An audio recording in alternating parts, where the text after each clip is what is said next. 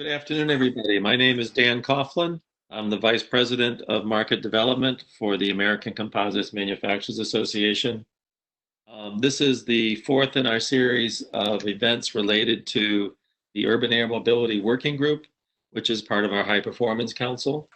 If you want to know more about membership in ACMA, please contact Ashley Howe, who set up this event, and we can help you with that.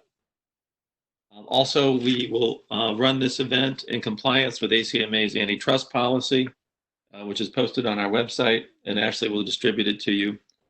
Please familiarize yourself with that policy. We will conduct this in all meetings in compliance with that policy. Mike Hirschberg and I attended a conference out in Mountain View, California, hosted by NASA. And it was on the supply chain for the aerospace industry. And composites features prominently in that supply chain in a number of areas. Certainly in the aerospace-related structures, the mobile structures, eVTOL systems that Mike will talk about today, and also in the ground infrastructure, the building modifications, both rely heavily on composites. As we went through that conference out in Mountain View, a number of folks provided their perspective on urban air mobility. There were a number of really nice talks given. We'll be hosting a few others from that meeting, and as well as a summary of that event. A PK from NASA will be providing a summary from that event, This series will continue. We'll do another one in about 4 to 6 weeks. I hope you can attend that one as well. Well, during that conference, Mike gave a really excellent overview of the electric vertical takeoff and landing revolution, and he's going to talk about that today. First, just a little bit about Mike. He has 20 years of experience in the aerospace industry. He's the executive director of the Vertiflite Society. Works in both technology and advocacy in that area. He's a principal aerospace, was previously a principal aerospace engineer, and he has served as managing editor of Vertiflite. So multi-talented individual with a BS in aerospace engineering. I'm happy to have Mike Hirschberg from the Vertiflite Society present to us today. And with that, Mike, I'd like to turn it over to you. All right. Thanks so much, Dan. It's really a pleasure to be here and to speak to ACMA members and others. As Dan mentioned, I'm an aerospace engineer. I'm not an expert in composites. I hope a lot of you guys will understand what I'm saying and see the context. I'm going to talk about kind of big picture things and focus a bit on the vehicles and what we see as being this electric VTOL revolution. I want to point out underneath the title and the subtitle, I have a website URL. So I've got the PDFs. The PDF of these slides are on that website. So eVTOL.news is our eVTOL news site, and the latest news under the news directory.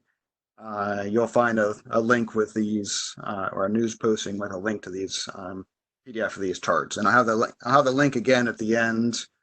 And actually, maybe you can just type it in there so people can see it on the screen. But this is our perspective on what's going on in the world. So, next slide. Why is that not going?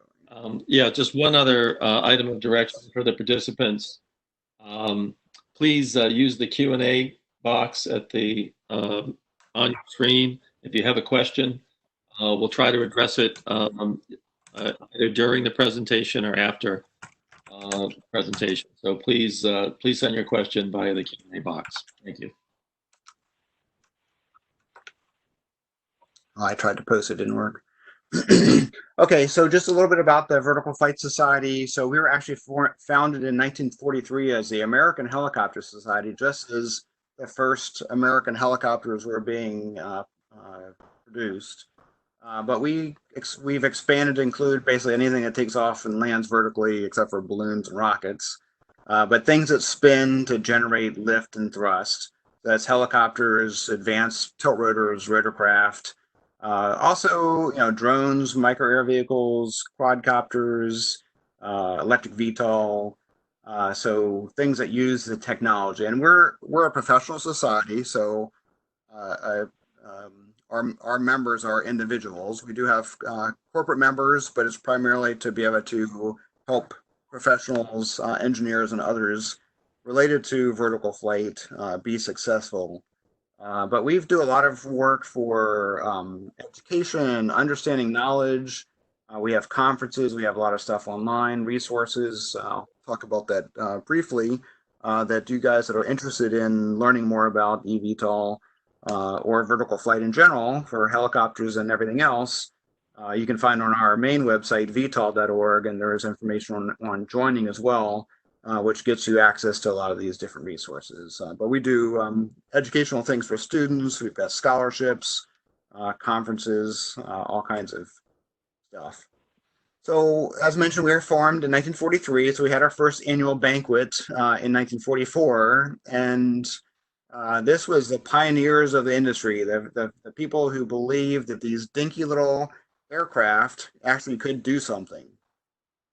So it was during World War II, the Army Air Forces, everybody wanted speed and range, faster and better and more payload. Along came these little helicopters that could barely get one or two people off the ground. They couldn't go very far, they couldn't go very fast. They were really underpowered. So it was sort of, what are these things and how are they useful? The community, and this is industry, academia, and government, operators, developers, component developers, fabricators came together to form the American Helicopter Society. Fast forward then 70 years later, we held the world's first electric VTOL workshop, which is sort of the same thing. It was, hey, there's this technology that's developing that brings all these things together: lightweight composites, advanced manufacturing techniques, batteries, motors, better simulation tools. All these things are coming together that maybe we could get a person off the ground with electric power, electric vertical takeoff and landing. And over the years, you see in the bottom picture, these are some of the pioneers that are now then at NASA and Boeing and other companies that you hadn't heard of at the time. But Joby Aviation and Kitty Hawk and Uber Elevate, these are the founding pioneers of the eVTOL revolution. And our role is to look at these technology trends and try to bring people together to advance vertical flight, both the technology and its use and application. So we've done a lot of things over the last 75 years, bringing NASA, the Army, other international rotorcraft technology developers to solve problems and to make better and more useful and more affordable aircraft. We were major supporters of the V-22 Osprey over the last 30, 40 years, as well as the Joint Strike Fighter, now the F-35 program. And that's actually how I got involved with what was then the American Helicopter Society, was the supersonics, short takeoff and vertical landing F-35. Excuse me. So nowadays, we're spending a lot of time supporting the new program. So there's billions of Army and DoD money going into future vertical lift, with thousands of advanced rotorcraft that are planned to be produced and put into service over the next 10, 20, 30 years, as well as electric and hybrid electric vertical takeoff and landing technology. We have a magazine that Dan mentioned, Vertiflite, so, vertical flight. I've been working on the magazine since '97. I became, just on the side, I became officially an employee and started leading the organization in 2011 as the executive director. But you look just over the last year or two, I guess almost 3 years now, of magazine covers, you see a lot of advanced technology aircraft. There's actually not any pure helicopters on any of these covers, although we do occasionally have those in the cover. But just sort of shows the gamut of the different technologies that are being studied. And right now is a really exciting time in aerospace in general, but vertical flight specifically, because there's so much new technology being developed for military aircraft, for advanced civil helicopters and tilt rotors, as well as electric VTOL and drones and all types of vertical takeoff and landing aircraft. So a lot of times people talk about urban air mobility, UAM, or air taxis, but that's really just one role. In fact, NASA just came out last month with a new acronym. Instead of UAM, they've got AAM, Advanced Air Mobility, that they say really quantifies or really captures all these different classes. So from the small UAS for, like, Amazon delivery, things like that, that's considered just, they don't consider that to be part of their AAM definition. Those are just small UAS. But some of these other technologies, personal flying devices, the GoFly competition, if you're familiar with that, is looking at having a single person flying device, not even an aircraft, really, something so small that you just get in, instead of getting into an aircraft, you get on it or you put it on or something. So they're continuing to work on that. Smaller single-person actual ultralight aircraft, as well as personal air vehicles, cargo delivery.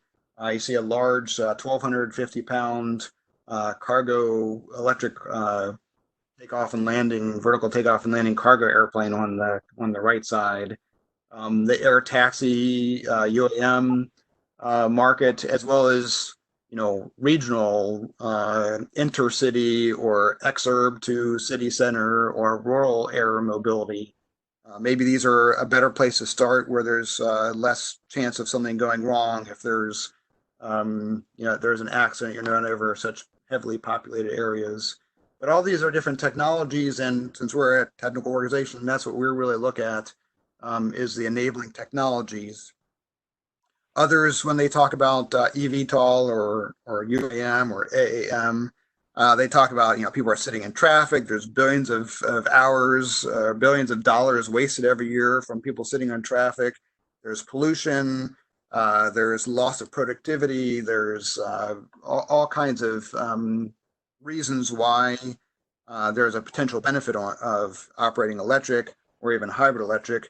And I won't go into the reasons of why. I'm just going to be talking about kind of what in this talk. I mentioned ultralight aircraft. So there are several aircraft now that are qualified under the FAA's Part 103, which is a regulation. Part 103, which is a regulation for ultralight. So they have to be less than 254 pounds. But if you got floats and stuff like that, you can get more. You can get a higher gross weight. For instance, the Lift Hexa aircraft over there, bottom right, it's got 5 or 6 floats, so they can go up higher, plus an amount for parachute. But there's restrictions on how fast you can fly. You can't really fly over populated areas, things like that. And you're also not allowed. They're not really considered to be aircraft.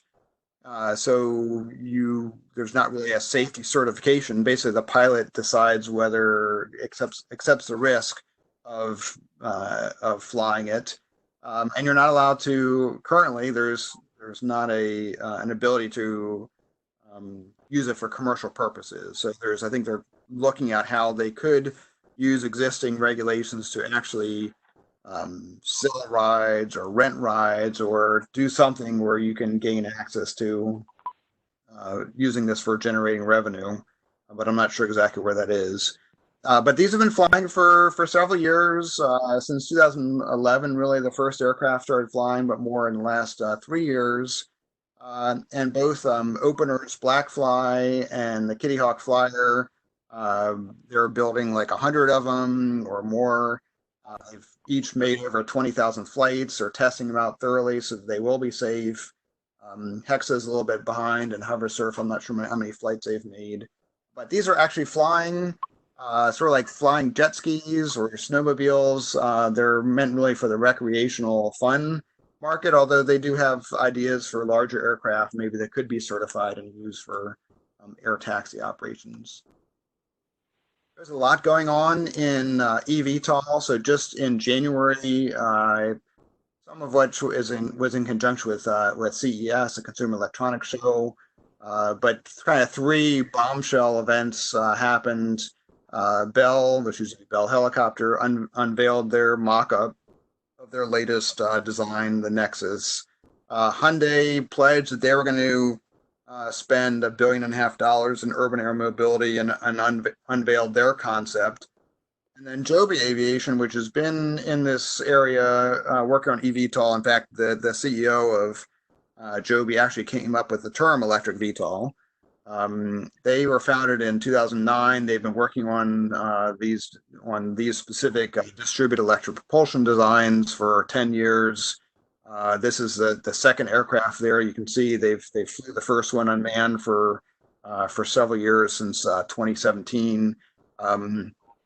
And they've now gotten over $700 million in investments and about $400 million from Toyota.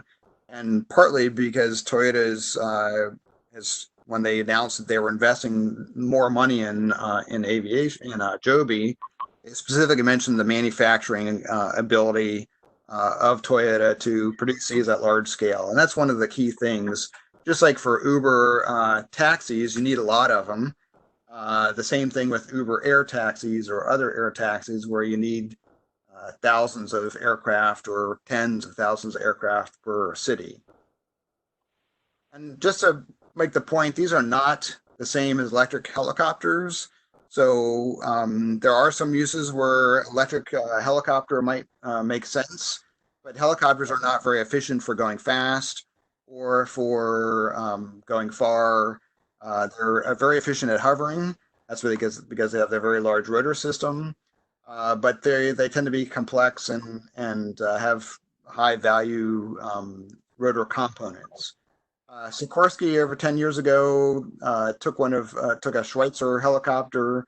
You can see there, took the engine out, and you can see all the pieces on the floor there that has to do with the combustion, the fuel lines, exhaust, etc. So that was to convert this helicopter to battery power. You can see two large bus batteries, one on either side of the helicopter. They never actually flew it. They had thermal management issues and other challenges, but it gave them some, basic acquaintance with what you could do by converting a helicopter from, in this case, a piston or turbine engine to electric power. But really, the real benefit of eVTOL is from getting rid of all the complex hardware required for a helicopter. So a helicopter rotor flies sideways. It generates lift and thrust. So it's the long rotor blades are designed to fly sideways, basically. But if you can have a system where it tilts the thrust, or you have multiple thrusters for lift and for cruise, you can replace that single, very complex and expensive rotor system with lots of dumb propellers, or dumber propellers anyway. And then you could get on a wing for more efficiency, and you can gain back some of that speed and the longer range. Electric batteries right now have about 1/20th or 1/50th of the energy density of a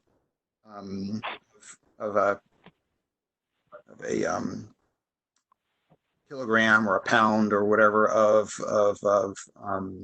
fossil fuel, of jet fuel.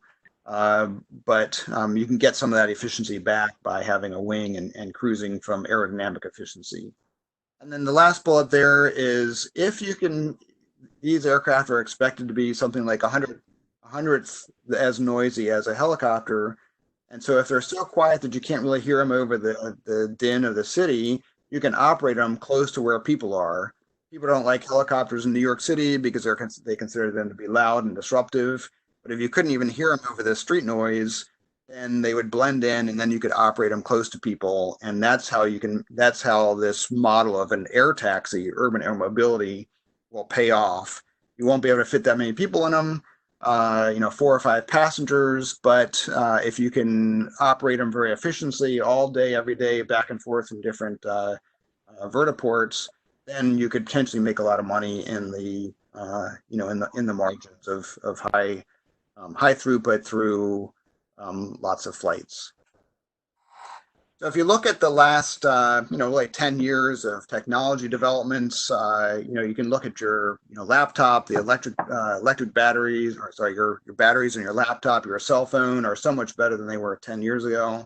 But also with drone technology, electric motors, batteries, advances in computer modeling and simulation. It used to be that the big aircraft OEMs were the only ones that could do really advanced modeling and simulation. And there's really been a democratization of design tools and analysis tools where almost anybody can buy software and use them with enough training anyway, use them to design and analyze different complex shapes, or hire smaller companies that have that expertise that can do it. You see there the fourth bullet there, advances in composites. These are going to be unique shapes, and I think that things like unitized structures, advanced fuselage and aircraft shapes are going to be is really an enabling technology, particularly when combined with low cost manufacturing, 3D printing, and even on the excuse me.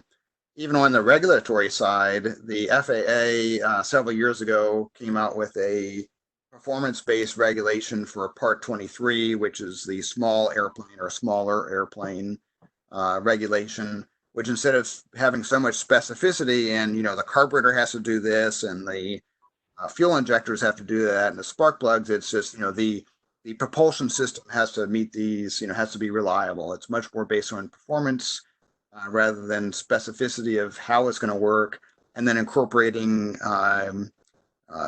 international standards, so like by ASTM or SAE or others.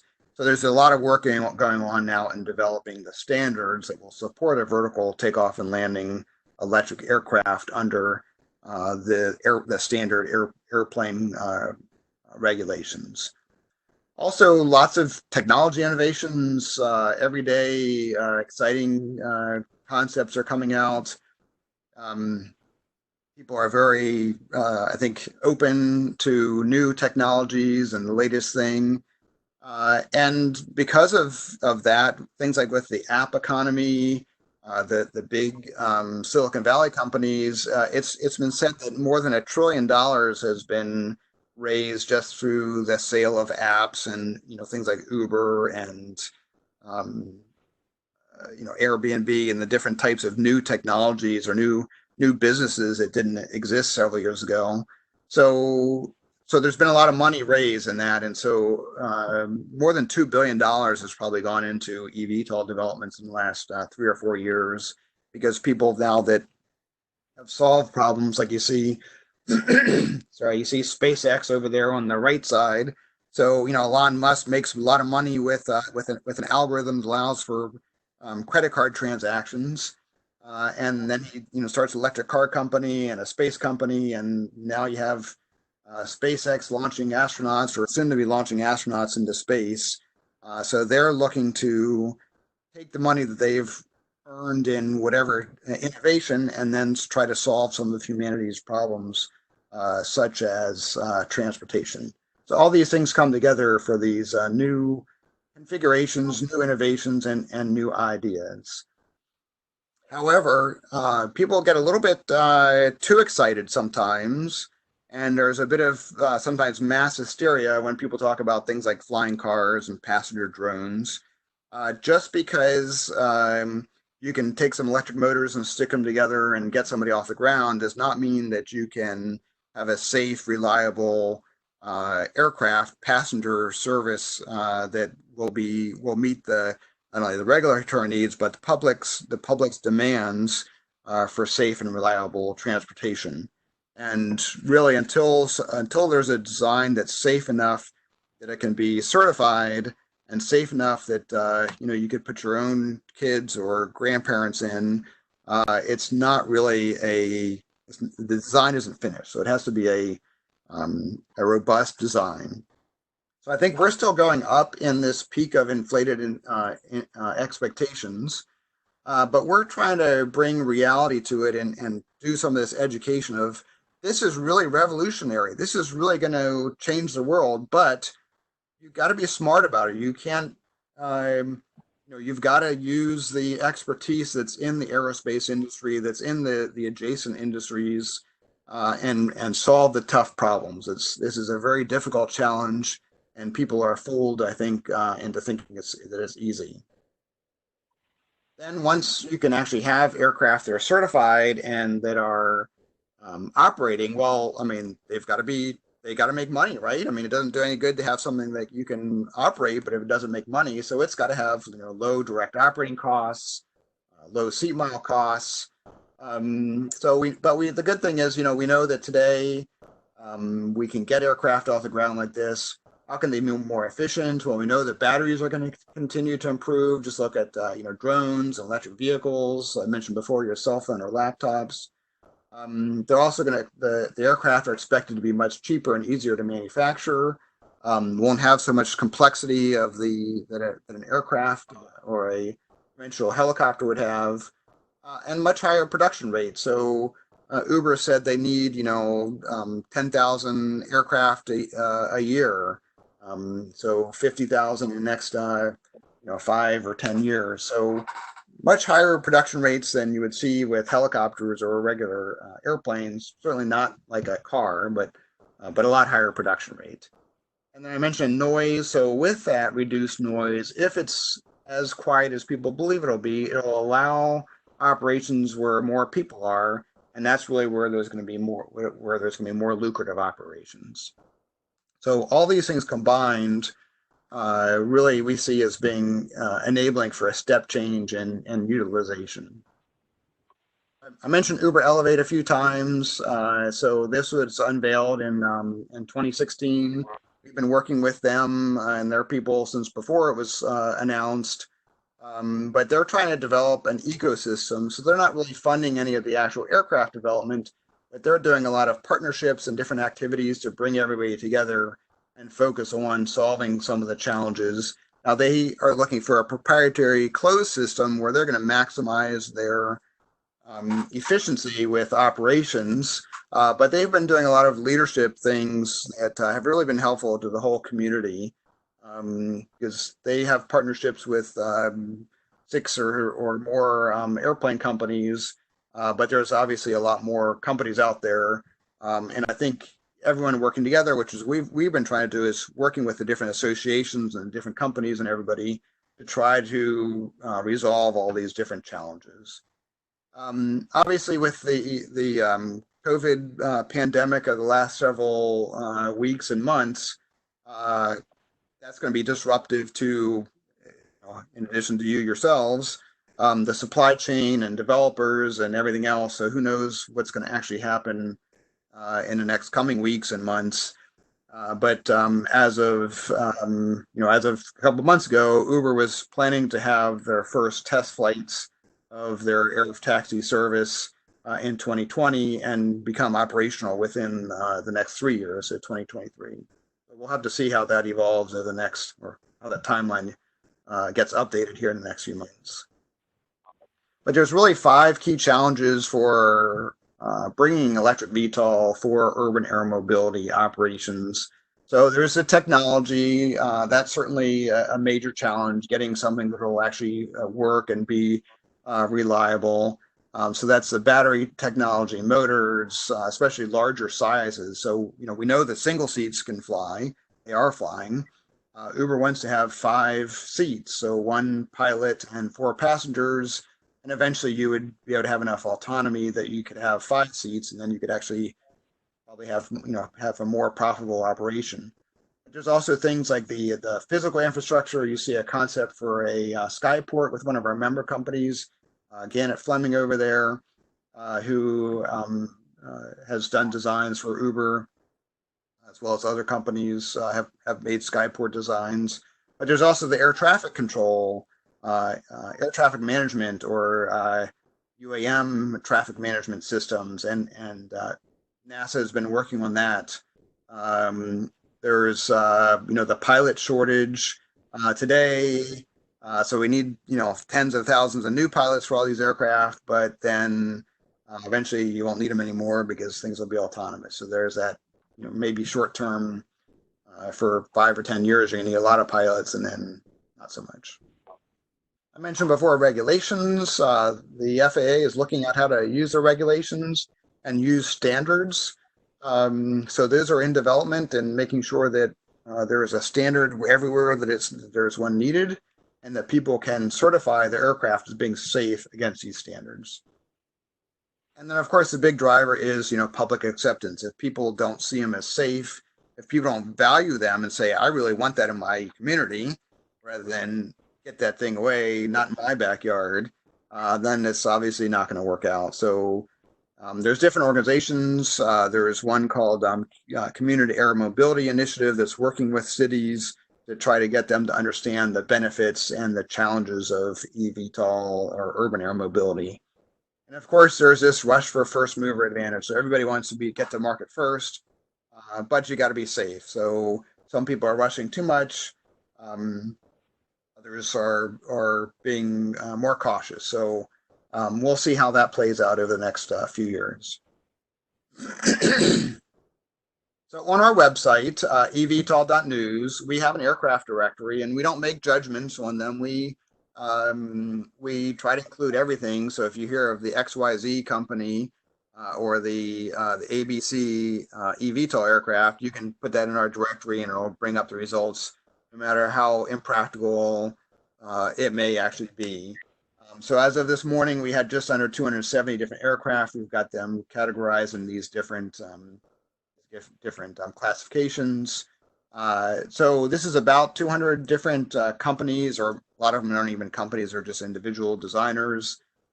We also have 200 some articles of some feature articles and just shorter blurbs on different company events over the last 7 years or so that we've been tracking this. Things like timeline, maps, company directories. So if you're interested in contacting some of the companies or learning more about what different companies are doing, you can check that out on our website. We also have a pretty robust video library. We have a lot of stuff on our YouTube channel. We have also for here we go. Sorry. We also have video on demand courses that you can take on learning more about eVTOL. But these are some of the different websites we have. And again, these links are in this PDF, which you can download from our evtol.news website. But we have an eVTOL newsletter we send out twice a month, and try to do as much as we can to be educational and to inform people of the opportunities and really the need for people like you and companies like yours to get involved and help make this future a reality. So we had planned to have a workshop a few weeks ago in near the FAA Tech Center in New Jersey, and it was canceled because of or postponed, I should say, because of the pandemic. We're planning to have that in the fall timeframe, but instead what we've done is we've set these up to have for the next 4 weeks in a row on Wednesdays. So starting tomorrow morning, if you go to the website vtol.org/infrastructure, you can find out more information about that. But if you're interested, we would love to have you register and join in. We our web meeting GoToWebMeeting software or support package service. That's what I'm looking for. The service we had only allowed up to 250 people, so we basically sold out for most of them within about 48 hours. So we upgraded to the 500 person webinar. So we hope that if you're interested, you'll join us tomorrow morning and in the subsequent Wednesdays as we talk about some of the key challenges of developing infrastructure and how to overcome those challenges. Our big annual conference is the forum. So it's our 76th annual forum. It was supposed to be next month, We postponed it into October for the first time ever. We're still hoping, we'll see, to get about 1,200 attendees, and that's engineers and scientists and managers from industry, academia, and government, talking and connecting and learning about the challenges and latest theories and progress in vertical flight, so helicopters, rotorcraft, eVTOL, etc. And then in January, we had our 7th annual Electric VTOL Symposium in Silicon Valley. Our next one is going to be near Phoenix, Arizona, in January of 2021, hopefully. And we're also expecting about 500 attendees. So that's really kind of the big eVTOL event, and we'll be focusing more on autonomy, but eVTOL also in general. So a couple, just for perspective, you got to look at where we are, right? So in the early 1900s, there were a couple of things that got off the ground. It wasn't for 30 years later that there was actually a practical helicopter. And you can kind of see that, 10 years ago, 9 years ago, there were some things that got off the ground, and now there's some, two-seaters, one-seaters that are flying around, some bigger aircraft that are under development. But it wasn't for another couple decades, into the 60s, 50s, and 60s, that you actually had pretty useful helicopters. And then, today's state-of-the-art aircraft, which is H-160 from Airbus. These are all Airbus products on the top. But I mean, that's a pretty sophisticated aircraft. So you can't compare things that are flying today with eVTOL with things that are flying today in the helicopter business. They're just really different on the evolutionary scale. So really the eVTOL revolution isn't so much about today or even this decade. It's really about the next 5 years, 10 years, 20 years. A lot of things are going to happen. So Dan mentioned the supply chain conference that NASA put together. It seems like a long time ago, but it was the beginning of February. And these are some of the charts I showed. So we need 10,000 aircraft a year, and the aerospace supply chain isn't prepared for this. It's one of the reasons why I'm talking to you guys today, is to make you aware that this is coming. It may not be as soon or as complete as some people are saying right away, but I think long term, this looks like this is going to be what everything is. Just like most aircraft converted from piston engines to turbine engines, that's likely to see the same thing for electric propulsion. So, I mean, electronics, having certified aerospace certified electronics and structures, for that matter, composites. Having things that are certified to aerospace standards is going to be different for companies and producers who don't do that today. Other things, the supply of rare earth materials for batteries and motors.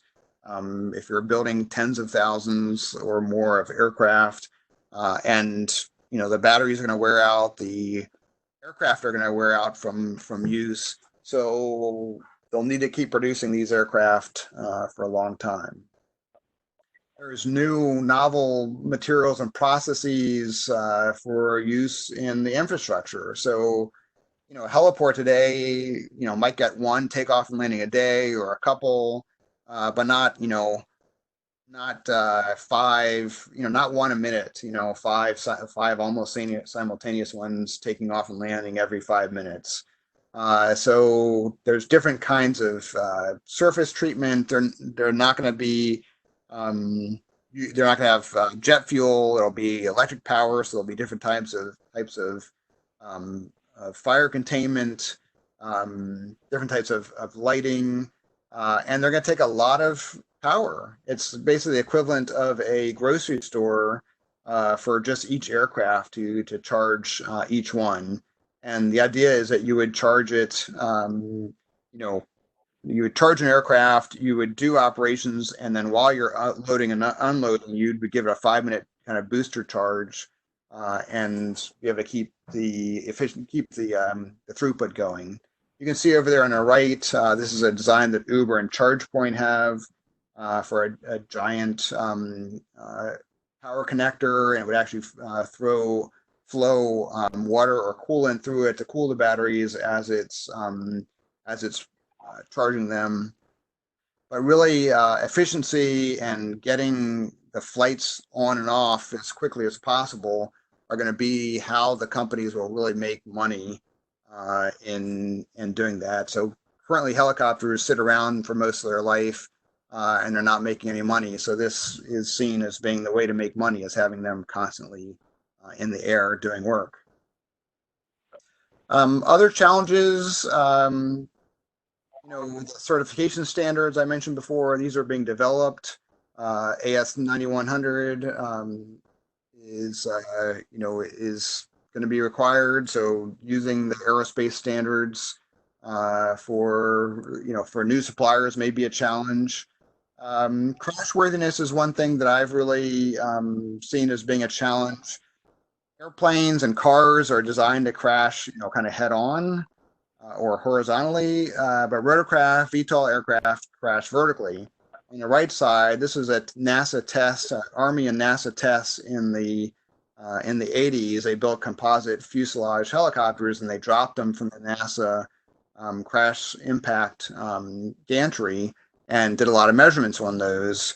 So these are going to be very different from helicopters that are flying today or anything else, where there's going to be these large unitized composite structures. There's going to be batteries and electric motors all over the place. So how do they crash? And how do we make sure that we maximize occupant safety? NASA had a webinar on this last week. There's a URL. They're supposed to post the slides, I think, but they haven't yet. I checked earlier this morning. But we have, for those of you who join as members or who are members, we do have a lot of the material on our site. This is a video of a simulation that NASA did looking at two different types of treatments, just a notional reference eVTOL aircraft. So you see on the left side, this is just a comparison basically of if you don't have energy absorbing design, you're going to really hurt people for this type of 30 foot per minute impact. Whereas if you do a smart design on the right side, you could eliminate or reduce potential for injury.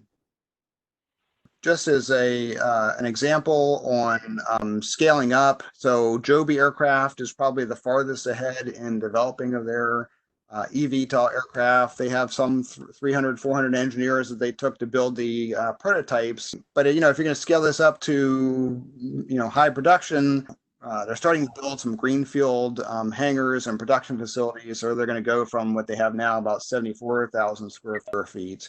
As I mentioned before, KUKA composite structure, they're developing the techniques to do the layups, and Toyota specifically is very interested in helping them reach higher scales. Just a couple final charts here, just saying, there needs to be a whole new workforce of trained people to work on these new types of aircraft. That's engineers, mechanics, experts in composites, etc. So I believe that, the current pandemic notwithstanding, that the eVTOL revolution is really going to take place over the next several years. Uber has been on target for reaching operations in 2023.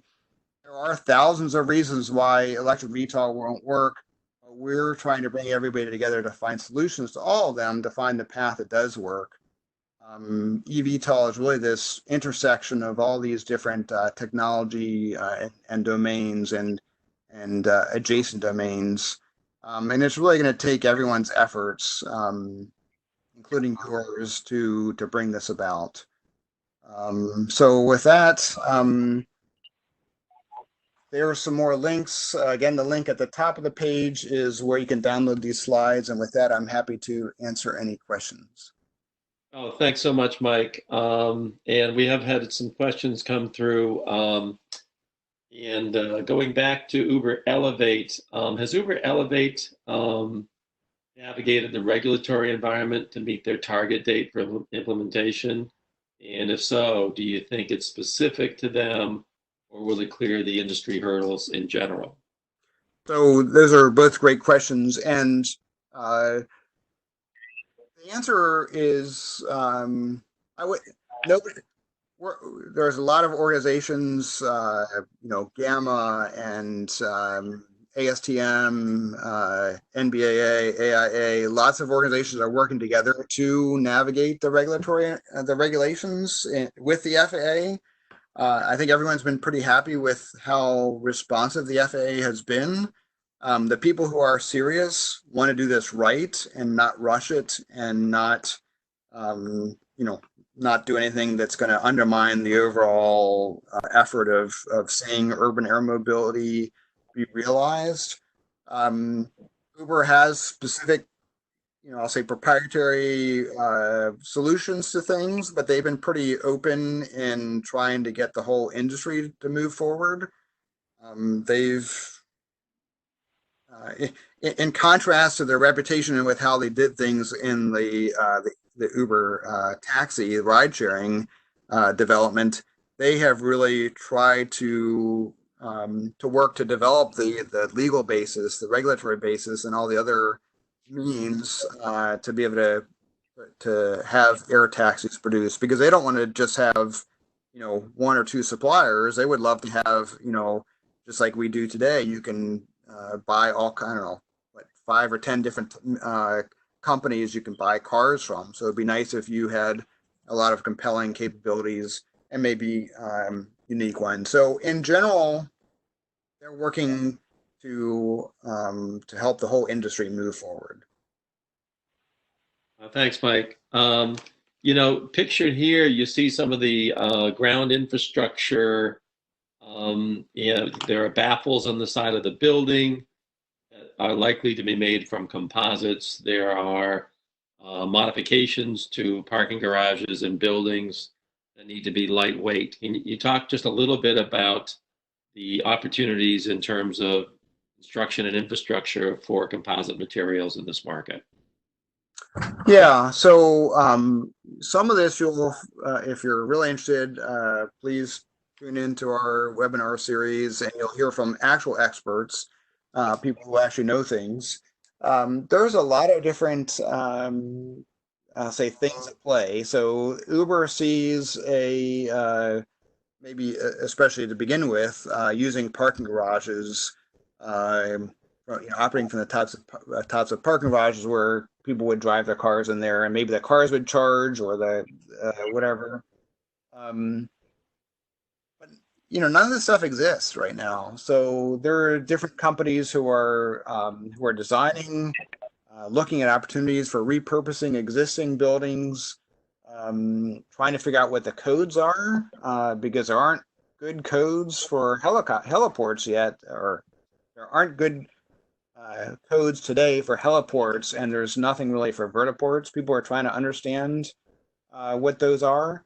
But just as an example, Uber is talking about, and I don't know the number, but start off with half a dozen vertiports in the Dallas-Fort Worth area, and maybe over a decade, maybe they'd have 100 vertiports or skyports as they call them. So all that has to be built, and and that's just one city. I think that they're looking at climates where it doesn't rain much. So Dallas, Fort Worth, LA, and Melbourne. So they're starting out at these fair weather sites, but I think eventually as the technology develops, they'll spread to more cities.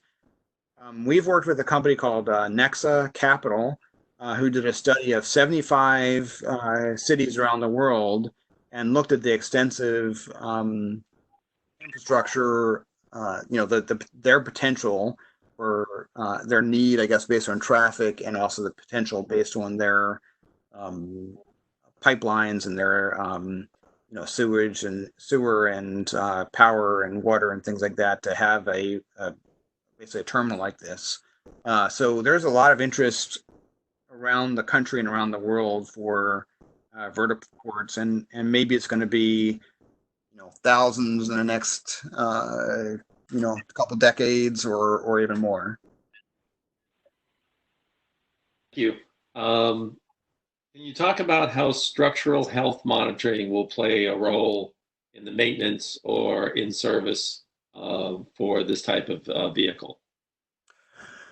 Yeah, I think that as I mentioned, these aircraft are going to wear out. Certainly, the batteries are going to wear out after, I don't remember what it is, 10,000 cycles or something like that. But the vehicles themselves, and these are somewhat, these are fairly unique aircraft designs. So there's nothing really out there today with heavy battery or heavy electric motors and lots of propellers. And if you look at, for instance, the Joby one or the one shown here in this illustration, there's a lot of propellers, and they're going to be interfering with each other. The wakes are, so they're going to be beating each other up and things like that. So there's a lot of potential for aerodynamic interactions and vibrations and excitations of modal excitations and things like that.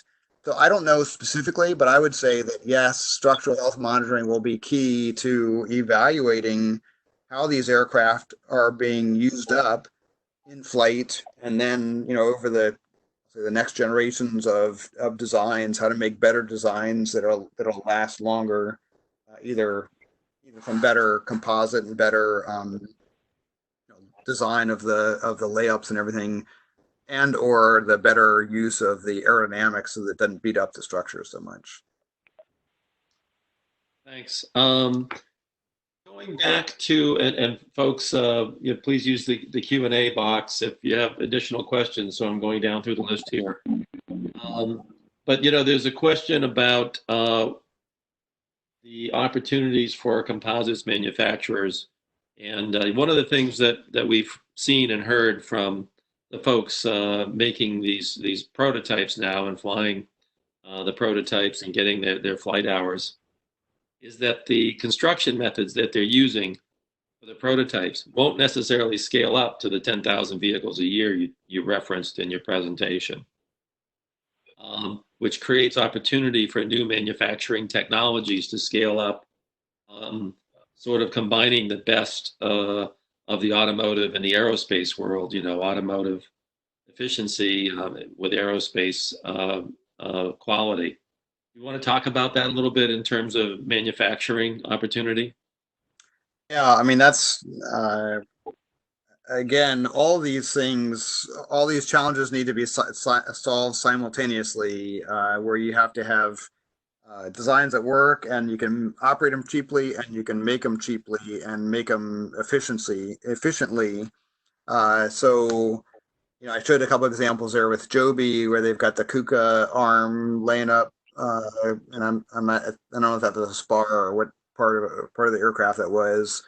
But yeah, I mean, and that was one of the things that Toyota specifically mentioned, is they want to bring their high production rate capabilities to bear on making these efficiently. But the aerospace industry doesn't really know how to make high volume aircraft. A lot of helicopter companies, if they make 100 models in a year, I mean, that's unbelievable.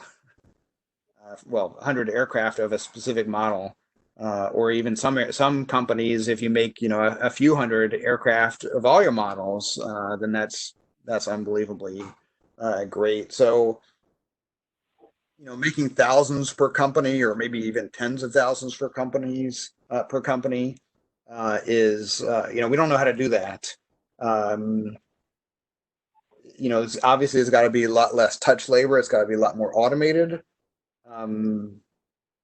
So it's definitely a key. I know Bell used to be Bell Helicopter. Bell has a vice president whose specific job is in advanced manufacturing, looking at how do you reach higher production scales than a few dozen or a few or 100 aircraft a year.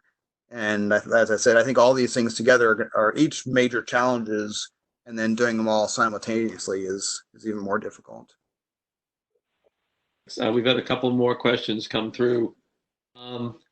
There's a question about whether the materials be thermoplastic or thermoset. I don't know if you have an opinion on that, Mike, but I can field that one if you don't. Yeah, I'm not an expert in composites. I know a lot of people are talking about thermoplastics, and we've had presentations at our conferences on those, like from Hexel and others. But if you have any more to add, you can maybe talk about that.